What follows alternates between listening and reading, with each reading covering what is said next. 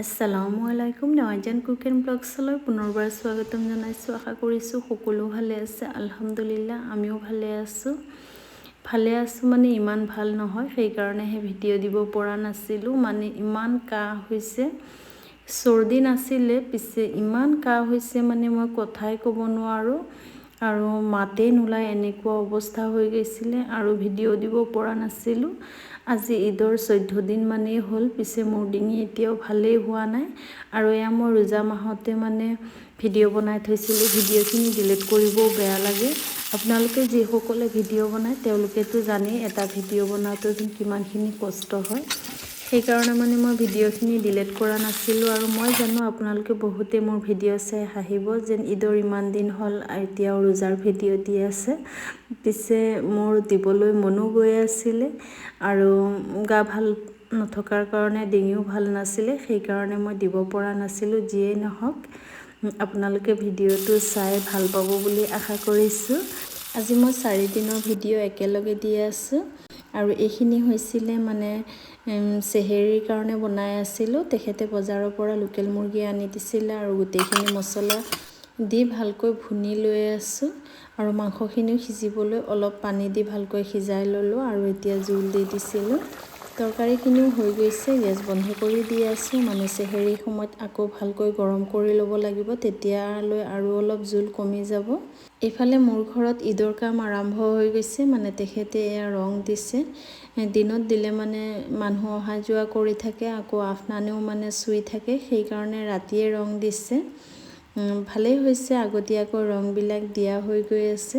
ভালকৈ মুচি ল'ব পাৰিম পিছলৈ। ৰোজা মাহত টোপনি বহুত কম হয়, মানে মই টোপনি যাবই নোৱাৰোঁ। চেহেৰী খোৱাৰ পিছত মানে নামাজ পঢ়ি পিছতহে টোপনি যাওঁ, তাৰ আগত মোৰ টোপনিয়ে নাহে আৰু তেওঁলোকেও ৰাতি বহুত দেৰিলৈ কাম কৰিলে। এতিয়া মই এয়া চেহেৰীৰ সময়ত উঠিয়ে মানে তৰকাৰীখিনি গৰম কৰি ল'লোঁ, লগতে গাখীৰখিনিও গৰম কৰি লৈছোঁ আৰু আজিৰ সাজ আমি এনেকৈয়ে খালোঁ। তাৰপিছত এইখিনি হৈছে মানে পিছদিনাৰ ভিডিঅ'। ৰাতিপুৱাই মাছ বেপাৰীয়ে মাছ লৈ আহিছিলে, তেখেতে মাছ ৰাখিলে। ৰোজা মাহত উঠা দেৰি হয়, পিছে মাছ বেপাৰীবিলাকে মাছ লৈ আহে, তেখেতেই ৰাখে। মানে তেখেত অলপ সোনকালে উঠে, তেখেতৰ বাহিৰত কাম থাকে আৰু মানুহ আহি মাতি থাকে। আৰু বাইতাই দিছিলে এয়া চজিনা অলপ। এতিয়া আহিলোঁ ইফতাৰৰ মানে ৰন্ধা বঢ়া কৰিবলৈ। আহিয়ে চজিনা আৰু আলু অলপ কাটি লৈছোঁ, মানে মই চজিনা নেখাওঁ, সেইকাৰণে লগত আলু দি আছোঁ। লগতে বুট ভাজিম, আটা অলপো মুঠি লৈছোঁ, ৰুটি কেইখনমান এইফালে বনাই ল'লোঁ। ইফতাৰৰ সময়ত মানে বহুত খৰধৰ হৈ থাকে আৰু সেইকাৰণে ভিডিঅ'বিলাকো বনাব নোৱাৰি। এতিয়া এয়া ইফতাৰৰ গোটেইখিনি বস্তু ৰেডি কৰি ল'লোঁ। ডাঙৰ ল'ৰাটোৱে তৰমুজ দি আইচক্ৰীম বনাইছিলে, পিছে বেছি সময় ৰখা হোৱা নাই বুলি মানে ভালকৈ আইচক্ৰীমখিনি মানে ডাঠ হোৱা নাই আৰু যিয়েই নহওক কালাৰ দি ধুনীয়াকৈ বনাই লৈছে। মানে আজিহে মানে ফুড কালাৰ আহিছে, সেইকাৰণে মোৰ পিঠা বনোৱাও দেৰি হৈছিলে আৰু আজিৰ ইফতাৰ মই এনেকৈয়ে কৰালোঁ। তেখেতৰ মোমায়েকৰ ল'ৰা এজনো আমাৰ ইয়াতে ইফতাৰ কৰিছিলে। এয়া হৈছে চেহেৰীৰ সময়ৰ ভিডিঅ'। গৰম গৰম ভাত বাঢ়ি লৈছোঁ, লগতে এয়া হৈছে ভজা মাছ। মানে মাছৰ তৰকাৰী খাবলৈ আজিকালি বেয়া লগা হৈছে, মানে ৰোজা ৰখাৰ কাৰণে এনেকুৱা হৈছে চাগে। আৰু লগতে মই পনীৰৰ তৰকাৰী বনাই লৈছোঁ। পনীৰ মই খাই ভাল নাপাওঁ, সেইকাৰণে মই নিজে কেতিয়াও বনোৱা নাছিলোঁ। ইফালে সিফালে গ'লে খালেও মানে নিজে বনোৱা নাছিলোঁ। ভাবিলোঁ আজি নিজে বনাই খাই চাওঁ কেনেকুৱা লাগে আৰু খাবলৈ ইমানেই সোৱাদ লগা হৈছিলে, মানে বহুতেই ভাল লাগিছিলে। সেইকাৰণে ভাবিছোঁ নাই এতিয়াৰ পৰা মাজে মাজে পনীৰ বনাই খাব পাৰিম আৰু ৰাতিয়ে বুট তিয়াই থৈছিলোঁ, মানে আগৰ বুটখিনি শেষ হৈছে। এইখিনি এতিয়া প্ৰেছাৰ কুকাৰত লৈছোঁ বইল কৰি ল'বলৈ। পানী অলপ দি নিমখ অলপ দি বইল কৰি লৈ আছোঁ। আৰু এইবাৰ মানে ৰোজাত মই তেলপিঠা বনোৱাই নাছিলোঁ, ভাবিলোঁ এদিন বনাই খাওঁ। আৰু মিঠা তেলপিঠা বনাই নাখাওঁ, মোৰ চুগাৰ থকাৰ কাৰণে আৰু মোৰ ঘৰৰ কোনো মানে ভালেই নাপায় মিঠা পিঠাবিলাক। সেয়েহে মানে ভাবিলোঁ মই মছলা তেল পিঠাকে বনাওঁ আৰু চাউলখিনি অলপ পেষ্ট বনাই লোৱাৰ পিছতে মানে মই নহৰু, আদা আৰু পিঁয়াজ দি দিছোঁ। এইখিনিও এতিয়া দি ভালকৈ পেষ্ট বনাই ল'ম। আৰু এয়া দেখক ধুনীয়াকৈ পেষ্ট বনাই লোৱা হৈ গৈছে। এতিয়া অলপ মছলা দি আছোঁ, হালধি পাউডাৰ, জিৰা ধনিয়াৰ পাউডাৰ অলপ অলপ দি আছোঁ। আপোনালোকে যদিহে জ্বলা খাই ভাল পায় তেনেহ'লে কেঁচা জলকীয়া দুটামানো দি ল'ব পাৰিব। আৰু এতিয়া মই ময়দা দি আছোঁ। ময়দা আধা কেজি চাউলত মই এপোৱামানেই ময়দা দি আছোঁ। লগতে সোৱাদ অনুযায়ী নিমখ দিলোঁ আৰু বেকিং পাউডাৰ অলপ দিছোঁ। ভালকৈ এতিয়া আকৌ মিক্স কৰি লৈছোঁ আৰু এইফালে তেল গৰম কৰি ল'লোঁ। পিঠাখিনি মানে অলপ সময় ৰেষ্টত ৰাখি বনালে বহুত ধুনীয়া হয়। মই পিছে ৰেষ্টত ৰাখিবলৈ সময় নাছিলে, যিহেতু মই ইফতাৰৰ সময়ত বনাম সেইকাৰণে খৰধৰকৈ বনাই ল'লোঁ। আৰু গোটেইখিনি মানে বনাই ল'ব পৰা নাছিলোঁ, সেইকাৰণে মোৰ শহু শাহুৰকো দিব পৰা নাছিলোঁ। ইফতাৰ কৰাৰ পিছতহে মানে গোটেইখিনি বনাই লোৱা হৈছে, সেইকাৰণে তেওঁলোকক পিছত দি পঠাইছিলোঁ। তেওঁলোক দুইজনে মানে এটা কাষত বহিছে। মোৰ শহুৰ আব্বা মছজিদত বহিছে আৰু শাহুমাই মানে ঘৰতে বহিছে। পিছলৈ তেওঁলোকক দি পঠালোঁ। আৰু এয়া হৈছে পিছদিনাৰ ৰাতিপুৱাৰ ভিডিঅ'। চব্জি বেপাৰী এজনে চব্জি লৈ আহিছিলে আৰু ইমান ধুনীয়া আছিলে শাকখিনি, দেখক ইমান ধুনীয়া হৈ আছে। তেখেতে মানে ৰাতিপুৱাই উঠাই লৈ আহিছে, সেইকাৰণে ধুনীয়া হৈ আছে শাকখিনি। আৰু লেচেৰা অলপ ৰাখিছে। মানুহজন গাঁৱৰে আছিলে আৰু তেখেতে নিজে ঘৰত লগাইছে, সেইকাৰণে মানে বহুত ধুনীয়া লাগি আছিলে চব্জিখিনি। আৰু এইফালে মই ঈদৰ কাম আৰম্ভ কৰি দিছোঁ। ব্লেংকেট এখন ধুই দিলোঁ, ডাঙৰ ল'ৰাটোৰ জোতা ধুই দিছোঁ। আৰু এইফালে মই চকলেট পিঠা অলপ বনাইছিলোঁ, এইখিনি শুকাবলৈ দিছোঁ। এইখিনি শুকাবলৈও বেছি সময় নালাগে আৰু বনাবলৈও বেছি সময় নালাগে। পিছে মই ৰেচিপিটো আপোনালোকক দিম পিছলৈ। এতিয়াও ডিঙি ভাল হোৱা নাই বুলি মানে ভিডিঅ' ভালকৈ বনাব পৰা নাই, ভইচ অভাৰ কৰিব পৰা নাই। আজিৰ ভিডিঅ'টো বনোৱাৰ সময়তো মোৰ মানে ডিঙি ইমান ভাল হোৱাই নাই, মানে শুকান কাহ হৈছে, সেইকাৰণে জল্দি কমা নাই। এনেই চৰ্দিৰ লগত কাহ হ'লে জল্দি কমি গ'লে হয়। আৰু এইফালে দেখিছেনে এই ফুলগছজোপাত মানে যোৱাবাৰ ঈদত ইমান ধুনীয়াকৈ ফুল লাগি আছিলে, এইবাৰ এতিয়াও মানে ভালকৈ ফুল হোৱাই নাই। আৰু পিছত মই ভালকৈ ফুল হোৱাৰ পিছত আপোনালোকক ভিডিঅ'টো দেখাম। এতিয়া ভাবিলোঁ গোটেইখিনি ৰুমৰ আকৌ মানে মকৰাৰ জালখিনি পেলাই দিওঁ, পিছলৈ আকৌ দেৰিয়ে হ'ব।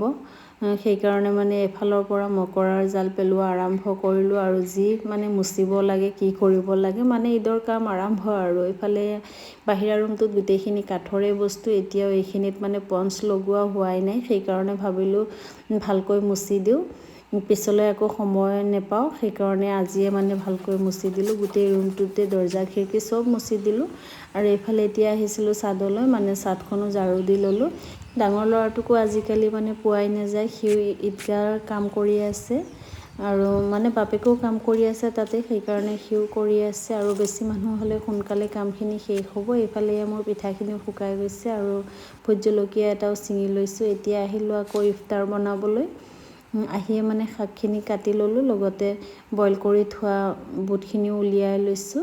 আৰু কিবাকিবি আছিলে, ইয়াৰে আমি ইফতাৰ কৰিলোঁ। এতিয়া আহিলোঁ চেহেৰীৰ কাৰণে কিবা বনাবলৈ, ভাবিলোঁ লেচেৰাখিনি উলিয়াই লওঁ। কম মছলা দি লেচেৰাৰ সৈতে মাংস ভাজিলে খাবলৈ বৰ সোৱাদ লগা হয়, সেয়েহে মানে গোটেইখিনি কাটি বাছি ভালকৈ ল'লোঁ। এইফালে এয়া তেখেত বজাৰলৈ গৈছিলে, মানে ইফতাৰ কৰিয়ে গৈছে, অলপ বজাৰ আনিলে। আৰু বেছিকৈ বজাৰ অনা নাই, মানে ওচৰতে দোকান আছে, যি মন যায় তাকে আনিব পাৰি, মানে বাকী দোকান আছে, সেইকাৰণে তেখেতে ঈদ বুলি অলপ কিবাকিবি আনিলে। আৰু এই চেৱৈৰ মানে বৈয়ামটো মোৰ ইমানেই ভাল লাগিছে, আৰু চেৱৈখিনি খাবলৈও বৰ সোৱাদ লগা আছিলে।